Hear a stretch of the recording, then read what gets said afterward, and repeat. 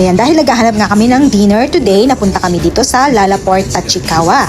Actually ako, first time ko lang makapunta dito sa shabu-shabu na eat all you can na ito. Pero ang daughter ko, ilang beses na raw siya nakapunta rito with her friends. Eat all you can nga pala ito. Grabe, yung pagkakahiwa ng baboy nila, ng karne nila is talagang napakanipis. Ayan.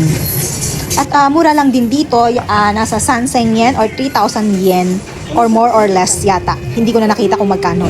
Ang kagandahan lang dito, ang dami nilang mga vegetable. Ayan, kasi nga ito, ako, bundat na bundat ka talaga paglabas mo dito.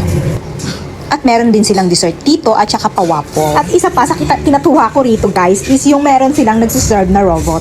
Ayun ang nagre-serve sa inyo. So, pag naligaw kayo dito sa Tachikawa Lalaport, try nyo na rin.